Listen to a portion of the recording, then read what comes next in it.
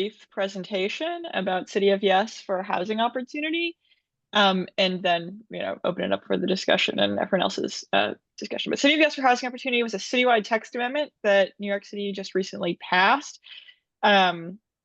Its outcomes were that it enables the creation of up to 82,000 new homes over the next 15 years. That's like a projected number across all 5 boroughs. This affects the zoning for every single part of the city, and it aims to create a little bit of housing in every neighborhood. We think it's the most pro-housing zoning plan that New York City has ever undertaken to tackle our dire housing shortage. It was negotiated at City Council, and they passed investments in infrastructure and housing that amount to $5 billion at the time of the text amendment's passage. But we'll be focusing on the zoning changes today. So just in general, what's in the plan? We don't have time to get into every detail right now, or we would be here for a very long time, but we're going to give you sort of the top level information about our main proposals. You can think of the proposals as being divided into a couple different categories. As I mentioned, this proposal or this plan addressed the entire city. And so some of the changes were targeted towards New York City's low density areas. If you're not familiar with New York City or you don't live here, you might not know that much of New York City is actually zoned for single family housing and is quite low rise. It's not like the same context as Midtown Manhattan. You see those areas in the blue on the map. There we aim to allow more small apartment buildings, which we call missing middle housing, and that's in commercial corridors, but also near transit. We also created an accessory dwelling unit program to allow for secondary apartments for 1 and 2 family buildings.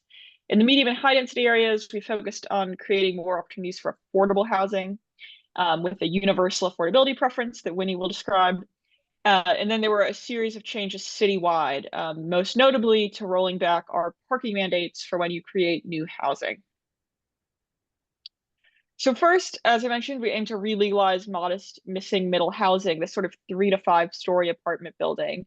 These type of apartment buildings that you see on the screen, like dominate New York City's low density areas, or they're characteristic of New York City's low density areas. But most of them were built in the first half of the 20th century, and you couldn't build similar buildings today. Our zoning became much more restrictive in the second half of the 20th century.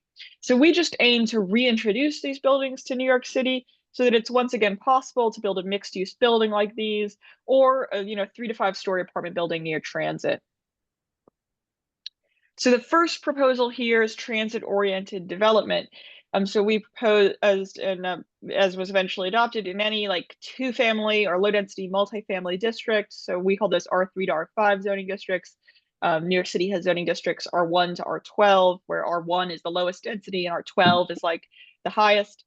So in these low density areas, if you are on a large site, you're near a subway or regional rail station, and you're on a wide street or the short end of the block, you would have as of right access to build a small apartment building of 3 to 5 stories. That height limit and the floor area ratio of those buildings depends on the underlying zoning district, which we think is responsive to the context of the neighborhood. As you see in this illustration here, these apartment buildings aren't necessarily much larger than single family homes, but they afford much needed housing opportunities to smaller and low income households in the low density parts of the city. Our next proposal was something similar, but focused on commercial corridors. We called this town center zoning, just allowing a single story of commercial and then 2 to 4 stories of housing on top. This is something that it was actually quite infeasible to build under New York City's previous zoning. Our last accessory dwelling unit proposal was to allow, as adopted, was to have any 1 or 2 family building would be able to add another unit, size limited to 800 square feet. Here you see an example of like a garage conversion, someone who's converted their garage into an accessory dwelling unit. But in New York City, this would also take the form of a basement apartment, an attic apartment, maybe an attached enlargement. This was a contentious proposal, and there were some restrictions introduced at the city council level, so we could talk more about that. But in general, people had concerns about flooding and safety as well as neighborhood context. And so there are some restrictions about where you can build certain typologies of accessory dwelling units, but still there's lots of opportunities here to introduce new housing opportunities to low density parts of New York City. Great. So we're going to go over the main proposal for the medium and high density areas of New York City, which this map shows in yellow. So that covers parts of Manhattan, Bronx, and Queens and Brooklyn. So essentially our main proposal here is a universal affordability preference, or UAP for short. It essentially allows for apartment buildings to be at least 20% bigger, so long as the extra space is occupied by permanently affordable or supportive housing. This proposal doesn't change the FARs for market rate housing, but allows for buildings to be bigger if they're willing to do that permanently affordable housing. And by extending this as a right preference for affordable housing to all our medium and high density neighborhoods, we're allowing for incremental housing growth throughout the city rather than just concentrating affordable housing production in certain neighborhoods, which is the case today. And what do we mean when we say affordability? So for the US context, the UAP is pegged to 60% area median income, or AMI for short. And that's a measure of affordability that's actually established at the federal government, not the city level. So for affordability for UAP, that is 60% AMI, which is roughly about $83,000 for a family of three.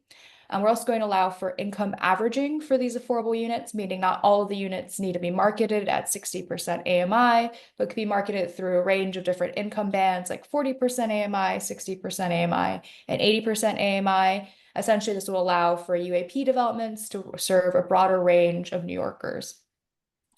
Next slide.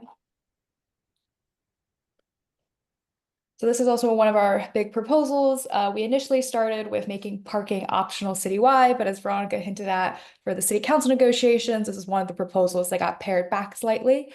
So essentially now we are rolling back parking requirements, specifically in areas that have good access to transit, which in this map is shown in dark blue as zone 1. So these are our areas that have best access to transit, and parking is completely optional in these areas. Parking requirements were reduced, but not fully removed in areas that are less central, but still have good transit access, shown here in this light blue zone 2 color. And lastly, for zone 3, which is this green color, parking requirements remain largely the same as before City of Yes.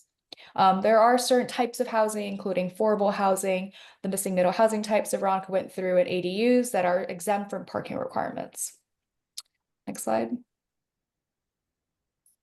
So essentially the proposal we went through today and other elements of City Yes for housing opportunity that we're happy to go into are meant to address the core causes of New York City's housing crisis, which is the lack of housing supply, and targeting specifically what Department of City Planning can do from a land use and zoning perspective of facilitating more housing growth, as well as furthering the city's fair housing goals overall of creating more housing throughout the city in a very incremental way that respects each neighborhood's particular characters.